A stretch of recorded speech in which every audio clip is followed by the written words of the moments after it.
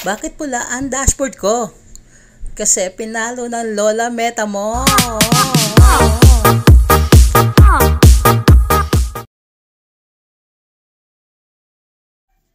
Ba't namula ang dashboard ko? Kasi finalo ng Lola Meta mo. Okay. Good morning, good afternoon, and good evening mga ka-nice one. Kamusta po kayo?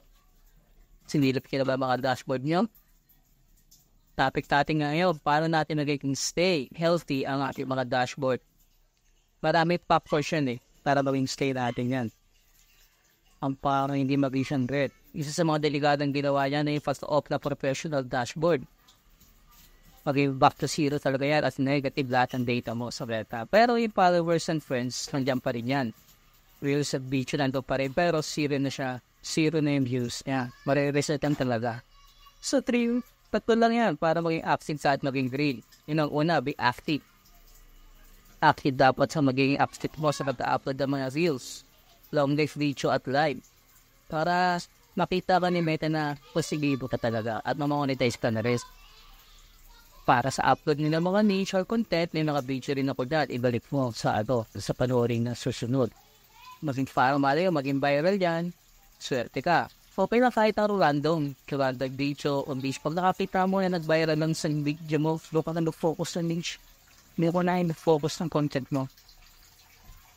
Kaya bisan, nag-receive natin kung ano yung maganda content natin. The number 2, engage. Yung engagement po to the other content creator ay isang way para i-share nila ang mga reels din natin. Vice versa, palitan lang. Always kamustahin nyo yung mga comments nila o greet sila sa birthday nila o highlight sila sa mga activities sila mangyayari. Be humble and participate sa topic na ipinost nila. Elaborate kung birthday, kung maganda yung video, go! At the number 3, kailangan follow community standards. Double ingat tayo dyan kasi maraming content dito na ina-upload dapat at di sumusunod sa rules ng Meta. Mag-research muna kayo. Nag-ask sa mga ibang mga experience na digital creator bago mag-upload. Pag wala kang idea, like format ng video, copyrighted, followers, nudity, branded, products, parami yan.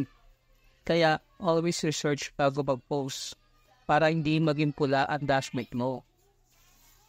Kaya, always basahin nyo ulit. Punta kayo sa dashboard, punta kayo sa page ng Meta, sa rules nila, community standard, para di kayo mapalo.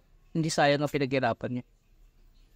Kung meron mga ibang ideas para mapanatiling green ang ating dashboard, mag-suggest na kayo, comment, para makakapag-share tayo sa isa. Please share this video para makatulong sa iba.